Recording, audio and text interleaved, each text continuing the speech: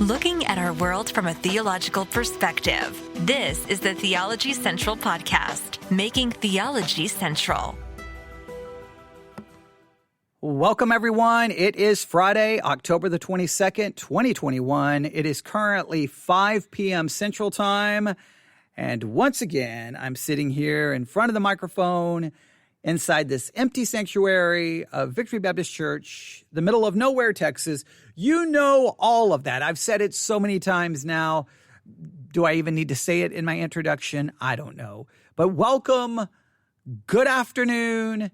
It's Friday.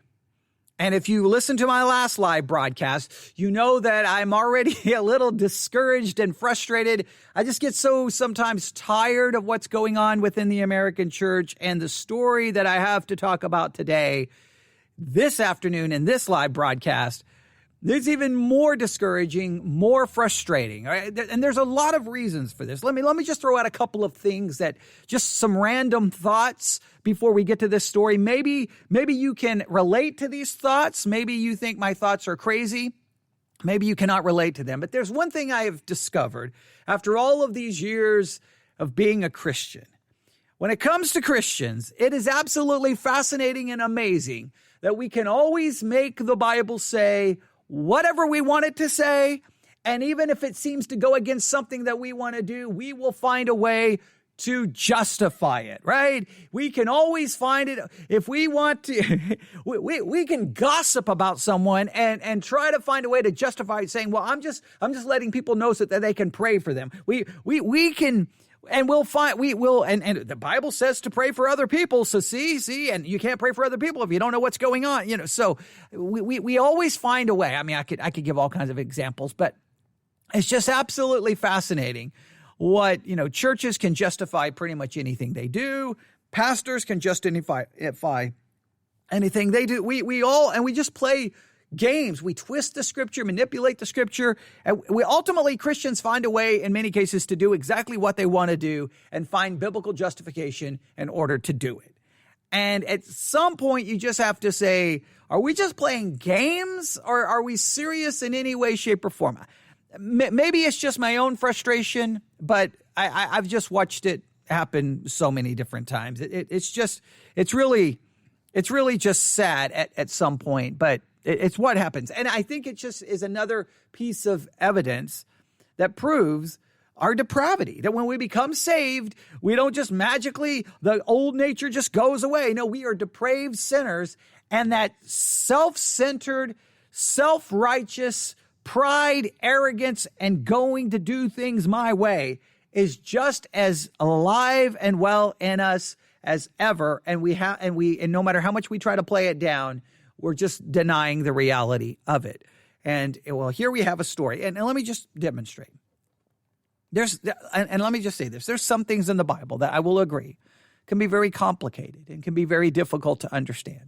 There's plenty of them.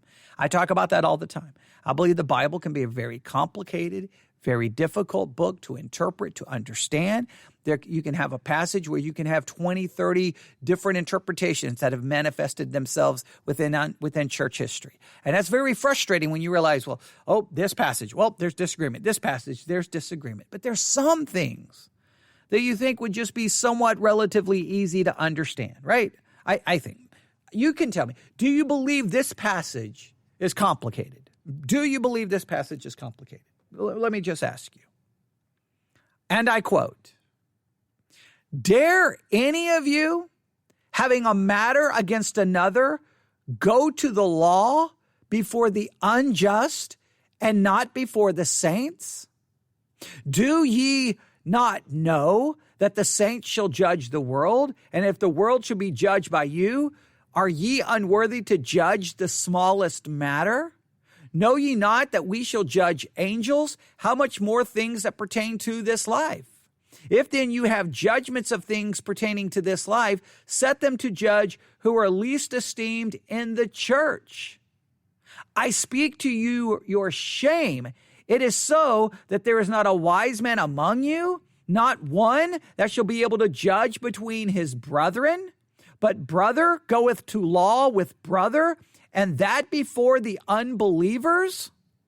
Now, this is 1 Corinthians chapter 6, verses 1 and following. Paul is writing to the church of Corinth and is like, what are you guys doing? Because they were suing one another. They were going basically to the civil law, the law of the unbelievers, in order to solve problems, to fix whatever issues they were having. And Paul is telling them, hey, as Christians, don't go before the unbelievers. Don't sue one another. Take it before the church and let the church judge that. Let the church draw a conclusion. Let the church come to a conclusion and settle the matter once and for all. That's what the Bible says.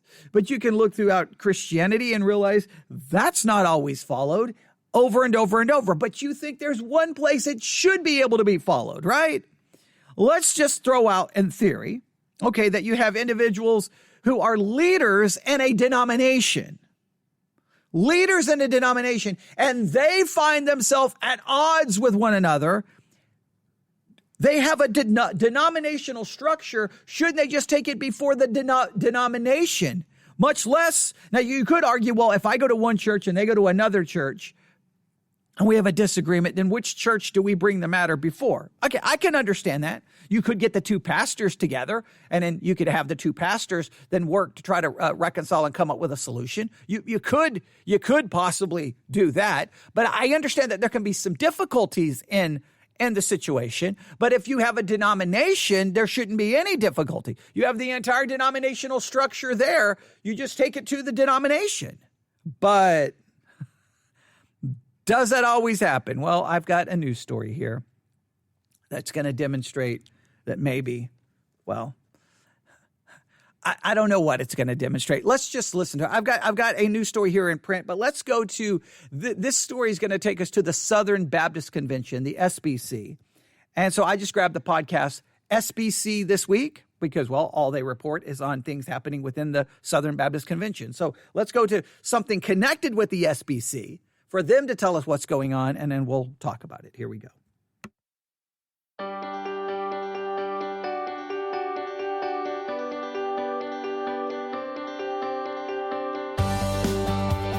Hello and welcome to this week's edition of SBC This Week, a roundup of news and views from around the Southern Baptist Convention.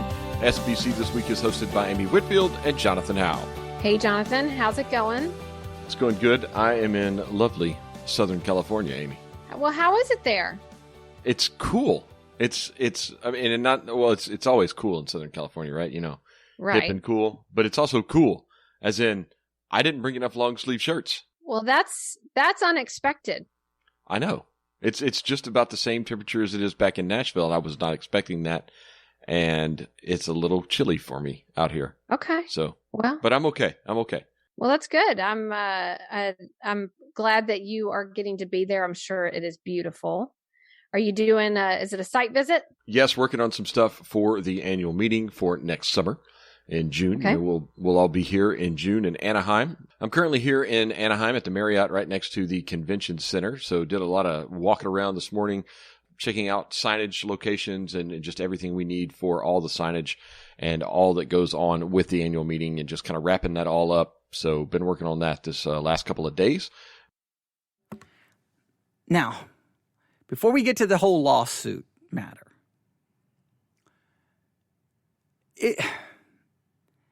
does it ever feel like when you hear all of the, denominations, these large denominations where they have, you vote for this person and they have all these positions and they have all the people who work for the denominations. You have all these, these different committees and they organize this and they have these big meetings and they have to have people who go there who plan the meetings, and then they have the convention halls and all of that big, massive structure of denominationalism.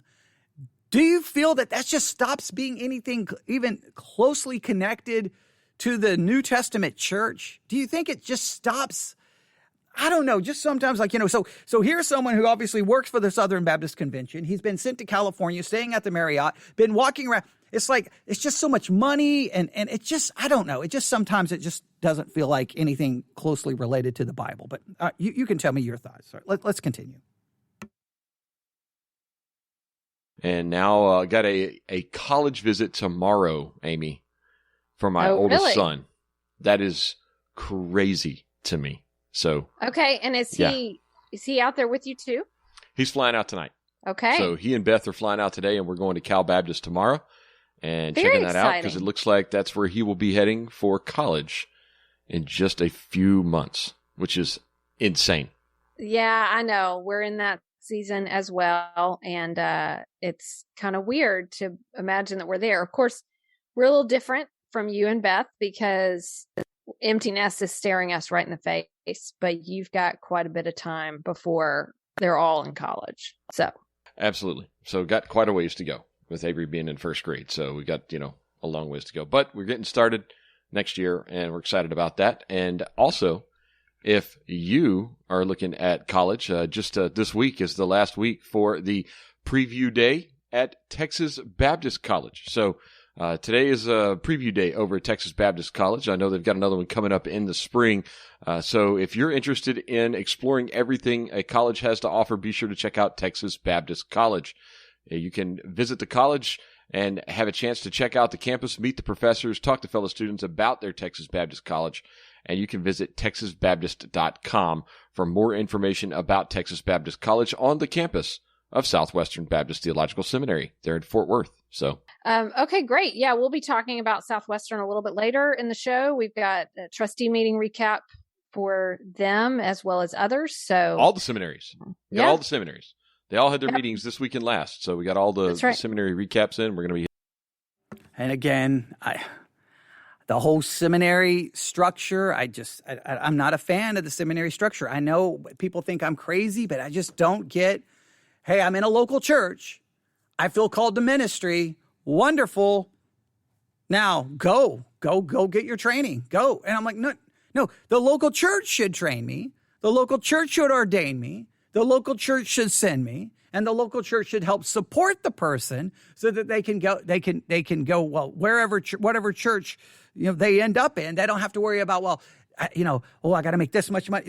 Your local church would be helping to financially support you to extend the ministry of that local church and helping you with the church you're going to minister to. And you were trained and sent out by that church. I don't get the whole thing. You got these denominations. The denominations have seminaries that are a part of the denomination. They have colleges that are a part of the denomination. And then you find out many cases the seminaries or the colleges are not even faithful to what the denomination teaches, but then nothing ever really happens. It just becomes money. It just becomes something that's what I just sometimes when I listen to any programs that originate or are basically connected to a denomination, it just always sounds like something's like, I don't see any of that in the New Testament. I just don't see any of that. And it turns into this big, I hate to say it, business. Now, I'm not saying it becomes big business and big politics.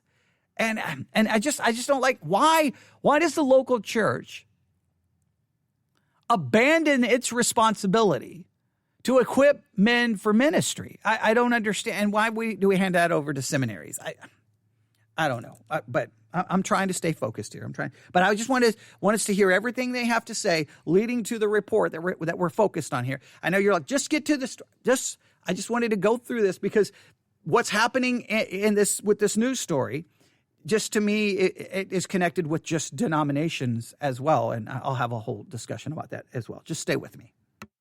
Getting that here shortly, and we'll get to Southwesterns. But Amy, first we start in Nashville. Yeah, so big story that dropped. We're recording this on Thursday afternoon. A lot of times we record on Fridays, but schedule-wise, with you being in California, we're recording it today. So this dropped last night, and it was news I was completely surprised by it. It was there was a lawsuit filed on Monday, and it was from former executive committee chair Mike Stone. He's still a current executive committee board member, and he has filed a lawsuit against former ERLC president Russell Moore. And in that, Mike Stone is alleging that he has suffered a tremendous loss in professional cultivation and reputational standing, decreased future earning power, and serious mental and emotional injury in the form of extreme public embarrassment, stress, anxiety, and fear. And that this was all due to the actions of Russell Moore. And he's really focusing in on a couple of letters that had been written. One had been written, I think, in early 2020. Another one had been written in May 2021, but they were both released publicly, leaked by sources that are still unknown. And it was just before the election for SBC president. So he is alleging that he was defamed by Russell Moore within those letters and that they were part of a malicious campaign against Mike Stone as retaliation for the ERLC task force that was part of the executive committee that went from basically February 2020 until February 2021 when that report was released. So this is really kind of a story that goes all the way back about a year and a half ago and has culminated in this lawsuit. So I just want you to hear just all of the language. We got lawsuits. We got election for president. We have a leak. We don't know who did the leak. We've got, and it's just all of that. None of that sounds spiritual, biblical. It sounds political. It sounds worldly. It sounds fleshly. And that's what I can't, I guess I get, maybe I get bothered because there are those who because I'm a pastor of an independent church. They're like, well, you independent churches, you're just out there. You do whatever you want. There's no oversight. There's no accountability. I'm like, give me a break. And your denominations just split, fight, argue, sue one another, whatever give me a break. I've got an article here about Reformed Churches of America, a very old denomination who's currently getting ready to have possibly splits and because of LGBTQ issues. And then you got the Methodist splitting. You can have all your denominational structure in the world saying you have accountability, but as soon as people don't want to do what the denomination doesn't want them to do, they just leave and go start another denomination. So what's the point of all of the accountability, supposedly, all of the structure, if people can just say, well, forget you, I'm just going to go do what I want to do. And then, or you try to get this person elected, you play politics. Okay, we're the liberals. We're going to try to get a liberal elected as president so we can take the denomination in a liberal way. And then the conservatives of the denomination are like, no. We're going to try to get a conservative. And it's just like politics and fighting and people trying to get position. And it's like, none of that seems scriptural in any way, shape, or form. So those are part of denomination. They always seem to be so like arrogant, like we know how to do it because we have accountability. You play political games to get your side power so that your side can then push forth its agenda while the other side then tries to find a way that they can regain power, and then everyone's fighting. And then if sooner or later, if people don't do what they want, then you just split and go start another denomination. So, whoa, glad those denominations fixed all of the problems. It just seems like an absolute mess. And here we have a lawsuit. Again, 1 Corinthians 6 makes it very clear, don't do this. And we have this. So we have, I'll just go through the people involved in this. Mike Stone, the former chair of the Southern Baptist Convention's executive committee, has filed a defamation lawsuit against Russell Moore, the former president of the denomination's Ethics and Religious Liberty Commission, who stepped down this year. Now, it may be possible, and I didn't even think about this until I started listening to them, that Russell Moore, did he leave the SBC? I don't remember all of the SBC interworkings. So you could argue, well, Russell Moore is no longer a part of the SBC, so therefore the denomination can't do anything about this. You still think two men who claim to be Christians, and there isn't a denominational structure at least in place, they could at least bring their issues before the denomination and let the denomination figure out what to do. And then listen, even if you're not happy with the denomination's conclusion, at some point, you have to ask yourself, when do you cross the line over into violating 1 Corinthians chapter 6? But, who cares? I mean, the Southern Baptist Convention have turned basically a blind eye to plagiarism in the pulpit. The Southern Baptist Convention clearly doesn't even care if your new president of the Southern Baptist Convention had a completely heretical definition of the Trinity on his church's website. You could just delete it and move on. Clearly, the Southern Baptist Convention has a major issue in how to handle sexual abuse issues. And so, I guess why would 1 Corinthians 6 matter either? I don't know. But those are the individuals involved, Mike Stone and Russell Moore. Let's see what else they have to say here. Dropping. So we'll have to keep you posted, see what develops out of it. At this stage, it's just come out. Folks are processing all the things that are in it. Absolutely. And if anything new happens in this case, we'll bring it to you here on the podcast. You can always follow along with these and all the stories that we mention here on the podcast at baptistpress.com. Some other news from the executive. Don't you love that? Now, see, here, okay, this is where I get a little frustrated.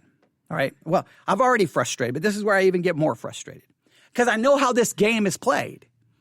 I was on Christian radio, and I learned really quick that if you're on Christian radio, there's certain things you cannot criticize. There's some things it doesn't matter. A church can do this or a church can do that, but you can't call them out for what they're doing because no, then the radio station could lose donations. So you've always got to say things in a certain way. So I got kicked off the air. Well, here, this is a podcast clearly entrenched with the Southern Baptist world. They can't raise any questions here like, hey, we know this lawsuit just got filed, but I think everyone should stop within the denomination and ask themselves, wait a minute, what about 1 Corinthians 6? They could have read 1 Corinthians 6, but no. They're just going to report the news and not offer any commentary. I understand that, but it just seems to me like, come on, let's at least... Look, you can do it in a non-accusatory way. You can do it still in a very news-oriented way and say, this is what's happened. We don't know a lot as of right now, but I think everyone initially from hearing the report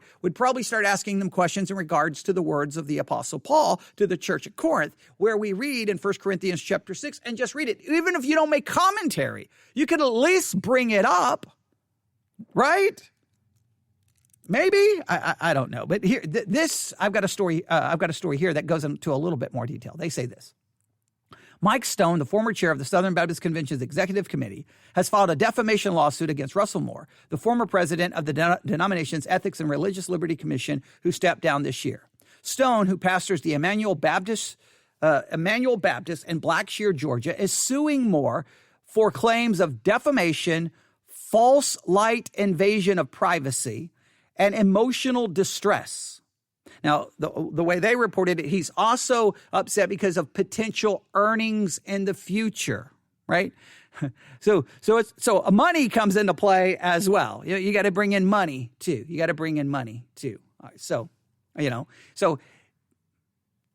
now I'm just going to throw this out there.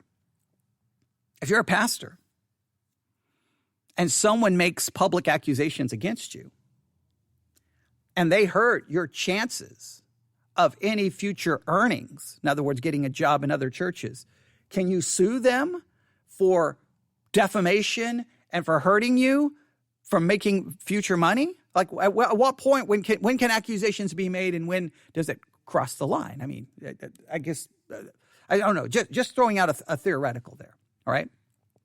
According to the Tennessean, lawyers for Stone filed a lawsuit Monday in U.S. District Court for Middle Tennessee. So again, please note, they're going to the U.S. District Court. They're not going to a church. They're not going to a denomination. This is going to, in a sense, the way Paul would describe it, a court of unbelievers. They're going to the unbelievers to resolve this dispute amongst professing Christians. Because as far as I know, Russell Moore professes to be a Christian. So does Mike Stone. Right? So I would assume that then there's a problem here. The complaint centers on leaked letters. Please note leaked. You gotta love this. Remember, you need denominations.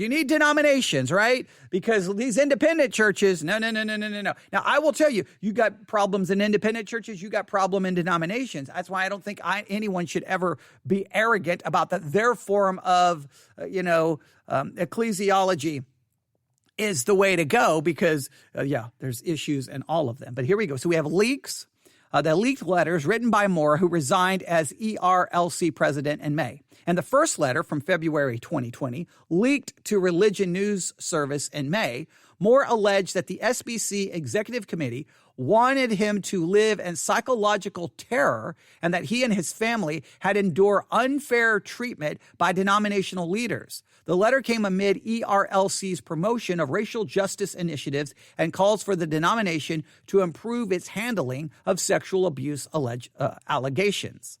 Another letter leaked to the media was written by Moore to then SBC President J.D. Greer in May, alleging that SBC leaders mishandled a crisis of sexual abuse. You and I both know leadership in the executive committee at the trustee level with Mike Stone and his allies, and at the staff level by former executive vice president Augie Bato, have stonewalled many attempts at reform for the sake of the sexually abused. Sexually abused, Moore wrote in his letter. Now, I don't know if I'm saying Augie Bato correctly, but that's what it looks like. Stone, who had been a member of the SBC Executive Committee since 2014 and served as a chairman from June 2018 through June 2020, claims that Moore began a malicious, intentional, and egregious campaign to harm him by defaming him with the text of 2 letters strategically concealed from general distribution within the ERLC and the SBC. The leaders were leaked just weeks ahead of the SBC's 2021 annual meeting in June, where Stone ran for convention president. He subsequently lost to Alabama pastor Ed Litton. You got leaks, you got political moves.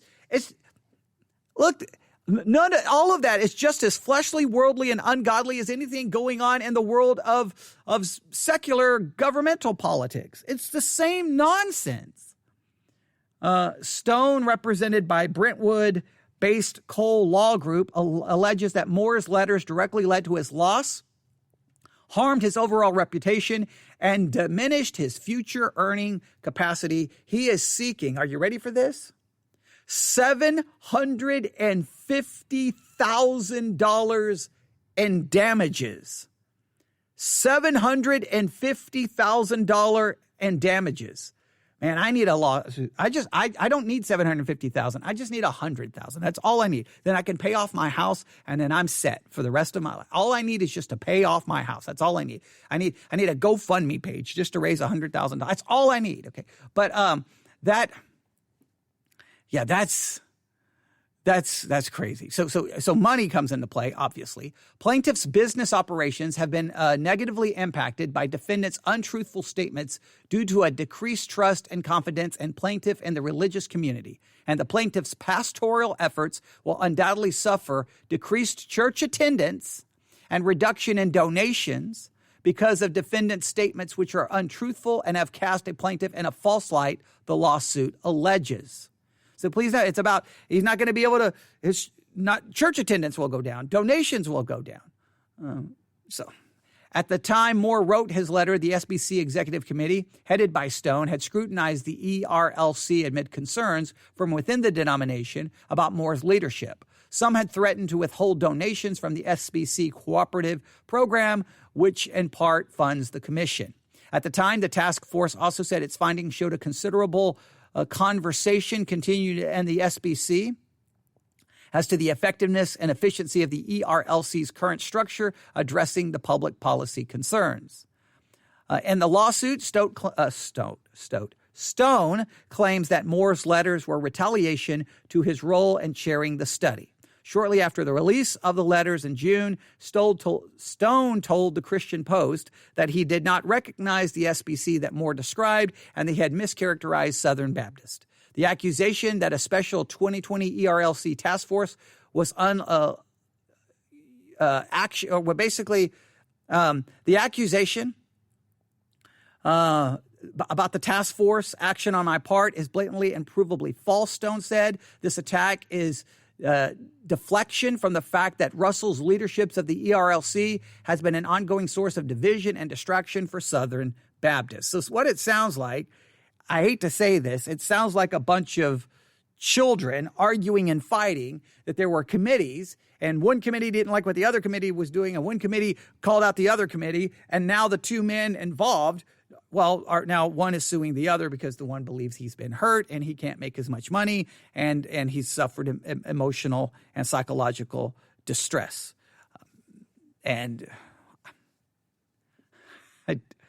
Oh boy, I don't even know what to say. Look, here's what I will say. I cannot speak to, nor will I even pretend to be an expert on the political workings of the SBC. I think I have major issues with the whole denominational structure.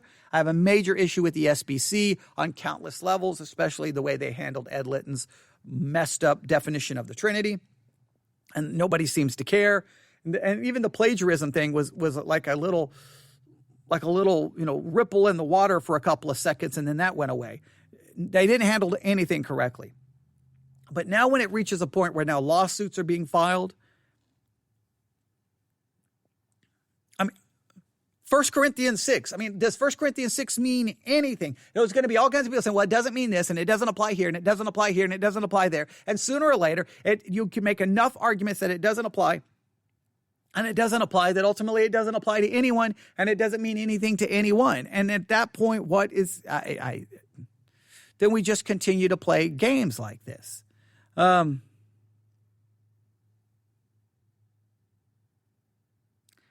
Yeah, I'm reading some of the studies under this.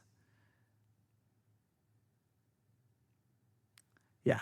So, and there a lot of now. What's interesting is a whole lot of people here are mentioning 1 Corinthians 6. So, yeah, So it's kind of interesting that you got the leaders not mentioning 1 Corinthians 6, but you got the average person mentioning 1 Corinthians 6, which just may demonstrate how messed up the Southern Baptist Convention is. I don't know. There was another article I read, like who can straighten out the SBC, what can be done. And I don't know. I don't know what to tell people. I don't know. I know that there's people who go to Southern Baptist churches. I don't know what to tell you. If you can,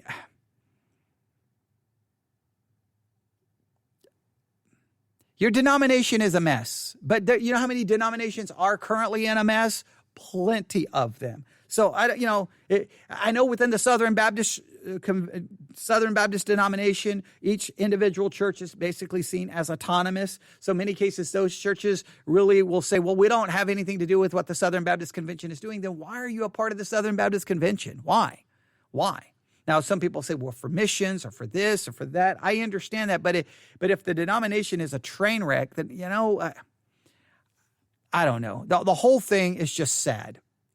The whole thing is just absolutely, it's sad, it's depressing, and it just once again shows that, I guess I'll say this. This is probably how I want to end this.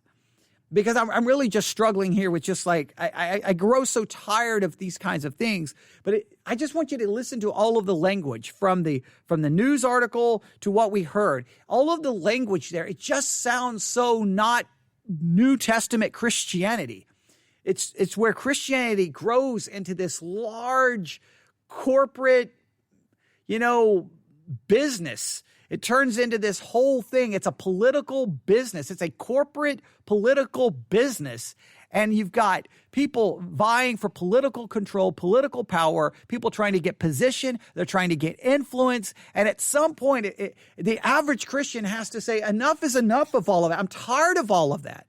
And I think that's why more and more Christians, I hate to say it, are going to leave churches. And they're just going to be out there kind of the Lone Ranger Christian doing their own thing because churches and denominations are just in a total disarray and a mess. I'm not saying all, but I'm saying many. Again, I've got, in fact, I'll find it really quick. It'll take just a couple of seconds to find the news article just to show you what I mean. I want to do a podcast on this by itself, but just so that you'll understand what I'm referring to. Okay, here we go.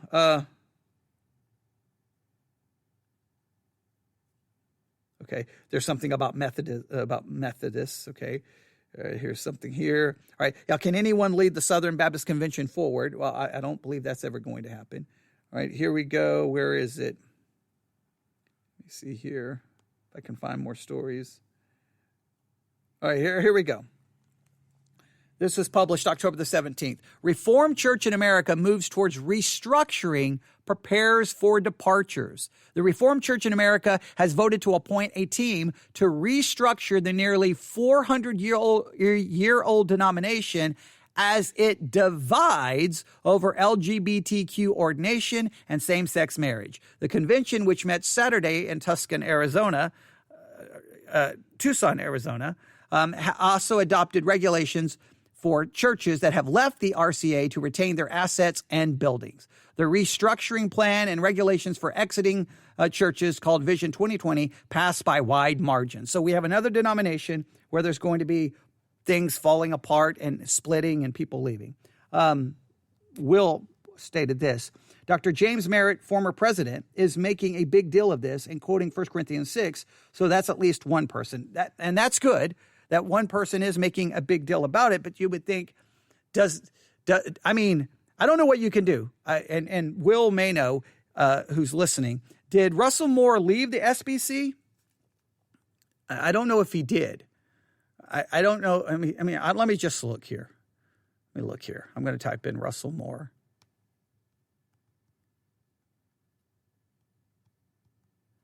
Okay, Russell Moore. Let's see here. Did he leave the Southern Baptist? Let's see here.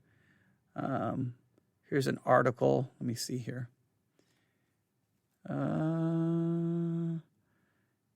Did he leave the SBC? I'm looking. Here's his. Okay. All right. Now, Russell Moore's vocal criticism of the then candidate Donald Trump during the 2016 election drew backlash from fellow Southern Baptists, triggering a crisis in which more than 100 churches threatened to withdraw donations to the denomination's cooperative program. Please, I want you just to hear that. That's right there is just absolutely dumbfounding to me. So here's someone in the denomination who has criticisms over Donald Trump during the 2016 election season. And so churches, more than 100, threatened to withdraw donations to the denomination's cooperative program and protest of Moore's stances and leading to calls for his resignation. Because nobody should have criticized Donald Trump. There was nothing to criticize Donald Trump on. You don't do that. See, that if that's how denominations work, like, you know what, it's just, you better follow the company line. You better do what we tell you. Oh, man. Okay. And again, it's politics. After Moore issued statements of apology in December 2016 and March 2017 for using words that were at times overly broad and unnecessarily harsh, Southern Baptist leaders affirmed their support for his leadership, and he remained in his post. So he made everything okay. Will said it looks like that he did. All right, good. I was trying to verify this. All right. So it looks like he left the SBC. Now, if he left the SBC, that at least, again, I'm assuming he goes to a church somewhere. And so I'm assuming, unless he just dropped out of church, so I'm assuming he goes to a church somewhere.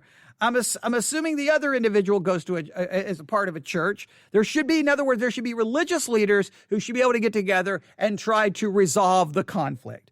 Even if the denomination cannot, well, the denomination should at least tell the one, put it this way, the one who is still a part of the SBC, the SBC can say, no. Because if it appears correctly, in fact, let me go back. Because now that I'm thinking about this, this would make an easy way. Because Mike Stone is suing Russell Moore. So it's someone who's a part of the Southern Baptist who's suing someone if Russell Moore has left the SBC. So the SBC could step in and go, hey, Mike Stone, no, you cannot do that. That's a violation of Scripture. You can't do that. So if you're going to continue that way, then you're going to have to face discipline from the SBC. But at this point, I don't think the SBC does. I don't even know what the SBC does. I say this every time I talk about the SBC. Their whole denominational structure just is so confusing to me. But the SBC as a whole, I mean, Ed Litton is the president. Can he come out and say this is unacceptable and not right, and this should not move forward because it violates 1 Corinthians 6? I mean, could he not? He may not be able to stop the lawsuit, but he could at least hold Mike Stone accountable for his violation of 1 Corinthians 6. And then Mike Stone could possibly withdraw the lawsuit, and then they could call then on Russell Moore or whatever church he's a part of. Hey, your member did these things. Something needs to be done. And if he is responsible for defamation, gossip, slander, or anything that hurt Mike Stone, then the church would get involved and have to carry out some form of church discipline.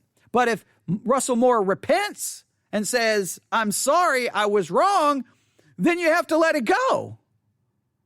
So, I mean, there still would have to be a scriptural way of handling this. But Mike Stone, being a part of the Southern Baptist can say something to him.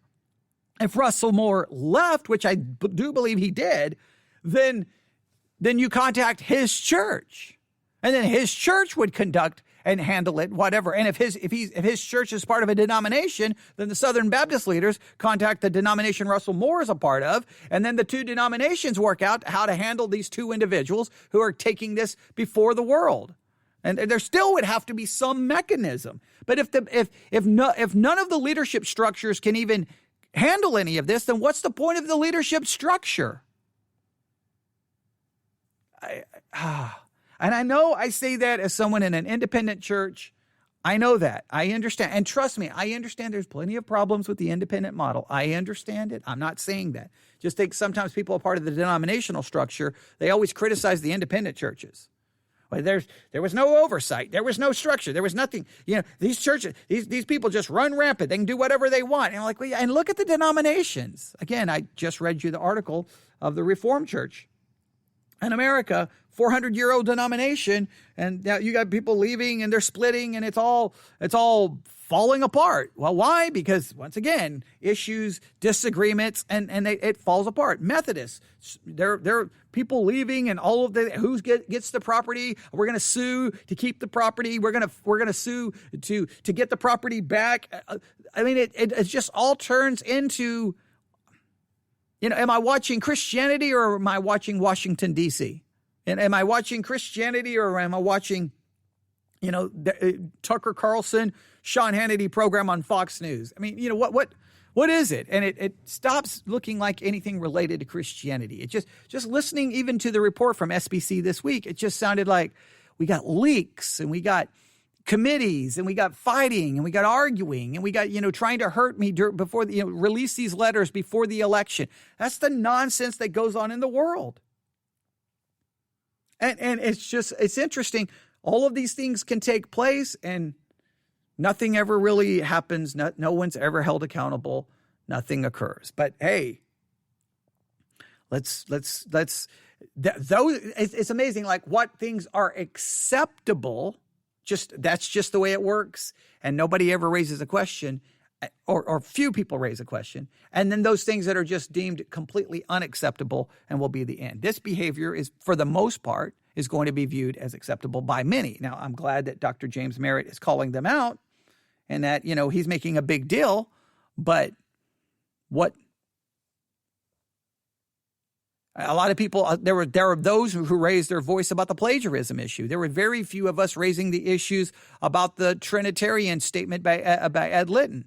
Nothing ever happens. Nothing's done because there's only certain sins that will get the attention. There were certain sins, then everybody gets mad, right? There's a lot of things you can do and nobody will raise nobody cares. Now, once everything blows up and it gets ugly, right? Well, then you release a podcast, called The Rise and Fall of Whatever. And then everyone will then criticize what happened. But at the time it was all going on, very few people were criticizing it. Yeah, I'm talking about the rise and fall of Mars Hill. It's just funny. A lot of things Mark Driscoll is getting torn apart for on the podcast were the very things that so many people loved about him when he was at the height of his popularity. But once the popularity goes away, and then everybody's like, let me get in on my 15 minutes of beating him over the head and kick him a couple of times. Now, don't get me wrong. You listen to some of those episodes of The Rise and Fall of Mars Hill, man, some of his theology was so abhorrent and messed up at the time. I didn't even realize how bad his theology was at the time. He clearly was a mess theologically. So yes, there were issues, but I'm saying a lot of the things that made him popular are the things that he then are criticized for now because it's after the fact. And yeah, you take anything happening in any of these denominations, at the time, a lot of the things going on, people are like, okay, well, it's just the way it is. But once the big scandal or something blows up, then, after the fact, we're like, well, I knew there was a problem here and I knew it. Okay, well, it's a little late now, but sometimes that seems the way it works. It's just, I guess, 1 Corinthians 6 can be violated. That's okay. That's okay. You can plagiarize. No big deal. I mean, it's a big deal, but it's not going to, you can have a completely heretical definition of the Trinity. That's okay. That's okay. That's okay. But aren't we glad we have denominational structure to hold people accountable and resolve these very difficult, complicated issues? Aren't we glad we have these big, buildings where these denominational headquarters are located that probably cost who knows how much to build or to rent or to utilize, with a staff of who knows how many people, with all of these departments and all of these committees doing all of these denominational things where millions of dollars go in and out through them. Aren't you glad we have those huge structures to resolve all these difficult denominational issues? But it seems like the bigger the denomination comes and the more structure it has, it just creates more money that is needed to maintain them, more committees, more people, more positions where there's more politics at play. And then they never really stop the problems from happening because they still fall apart and split and people leave or threaten to withhold money. That's always the go-to way. Well, we'll threaten to withhold money. As long as you threaten to withhold money, that will get anyone's attention. And is that even biblical? Is that even I don't know. Like, if you're going to be a part of the denomination, but you're not going to send them money, then why be part of you're going to withhold the money, then why even be a part of the denomination? Just leave the denomination. I don't know, though. Denominationalism just is mind-boggling to me. I don't get it. I understand that desire for structure. I understand that desire for accountability, but it just morphs into this big political monster that to me is just as problematic as the issues you're trying. Like the system becomes to me as just as much of the problem as the things you're trying to fight against and trying to prevent. It's just, I don't know. I was in a Southern Baptist church as a young Christian, and I'd hear, the talks about the convention and fighting about this and arguing about this, and this person is trying to get elected, and who are we going to vote for? And I would just hear all of that talk, and maybe that's what gave me it gave me a bad impression as a teenager. Just gave me a bad impression of like, this is all about position and power, and it just felt so worldly. It didn't feel like what I thought Christianity was supposed to be. Maybe I'm just being naive. Maybe I'm foolish. Maybe I'm dumb. Maybe you say, well, that's not the way the real world works. I understand that. But man, can we have something in Christianity that I know it's always going to be corrupted by sin because I'm involved and you're involved.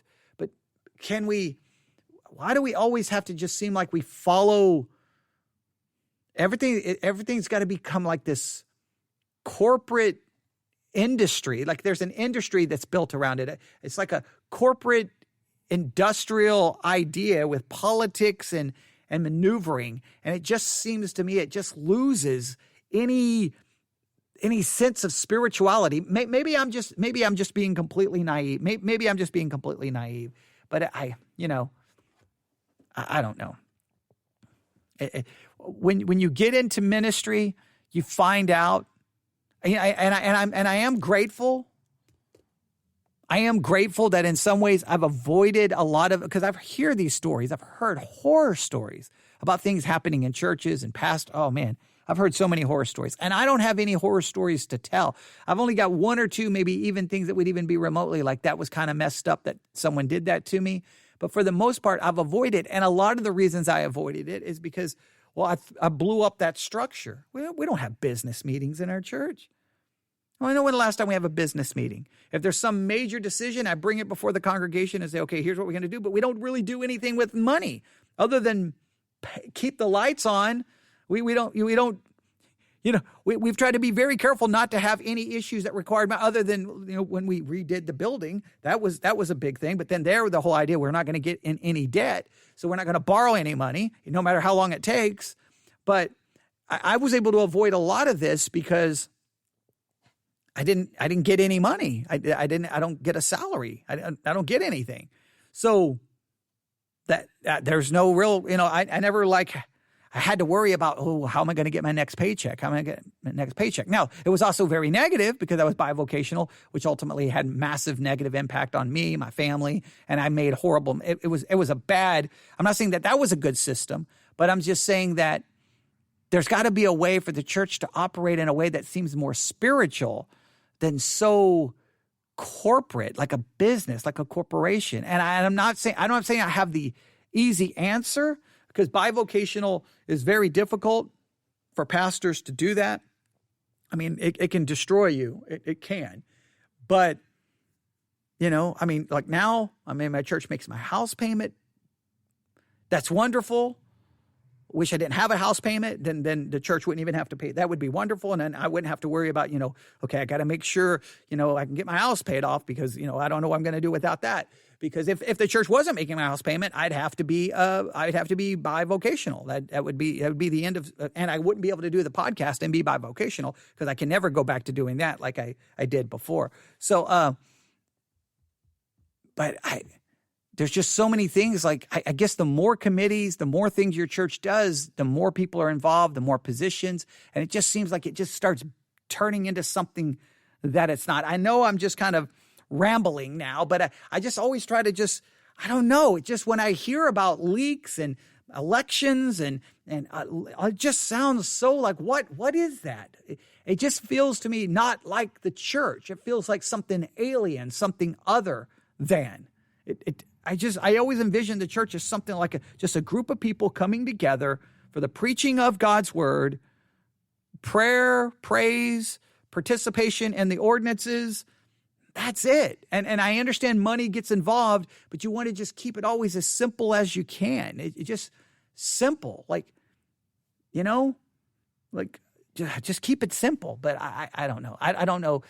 Some of you're a part of big churches and you know that it's not simple, and maybe you're just thinking, man, he's an idiot. And probably I am being an idiot, but I just there's got to be some way to stop it. But when you get these big churches with these massive budgets, I don't even understand, it just seems like it turns into something other than. I'm not saying that it can't be a good church. It just seems like it just turns into all these other things. And I don't know exactly where's that line when it crosses over. I know these huge denominations. I think the Southern Baptist headquarters. Just look at that and all the people employed and all the groups and committees and organizations and they got, this department that focuses on this and then this department focuses on this. And it's just like, how many people do they employ? It just turns into is that the New Testament church Jesus spoke of or Paul spoke of or but even those churches had their problems. So I don't know. Maybe I'm looking for something that can never exist. Maybe that's the problem. And maybe it was never going to be perfect, obviously, because all the churches in the Bible had problems. So maybe there is no perfect way. It just seems sometimes it just turns into something that just makes me wish it didn't exist, if that makes any sense. I don't know. But that's what's going on in the Southern Baptist Convention. I guess they go to court. If they don't settle out of court, someone is going to be held responsible. I guess maybe have to pay $750,000. Maybe that's the way it goes. And then what? Everybody just moves on. Let's say Moore is found guilty, and then he's now responsible for paying $750,000. I don't know how he pays that. Whatever. Maybe he has the money. He pays it. Does everybody just go their own way and it's just forgotten? Do they find a way to settle out of court? And if they settle out of court, is that a good thing? I guess it's a good thing because it won't be all over the news, but it still required the world to bring some form of resolution and not the church. So it still seems just broken. I don't know. I'll stop right there. Yeah, you can just hear my voice. I'm just kind of like, what in the world? What in the world? I don't know. You can email me and tell me how wrong I am about everything. And I understand that I just want you to understand, I'm just trying to express feeling there, not trying to express dogmatic. I'm not trying to express dogmatic conclusions about denominations and churches and just everything that we see. Just expressing my emotion and feelings about just all of this stuff that I've seen and being a Christian for so long. And sometimes you just become very frustrated with it all and tired of it all. And it's just sad that it happens over and over and over again. But you can email me and tell me where I'm all wrong. newsif@yahoo.com. newsif@yahoo.com. All right, I'll stop right there. Everyone have a good evening. God bless.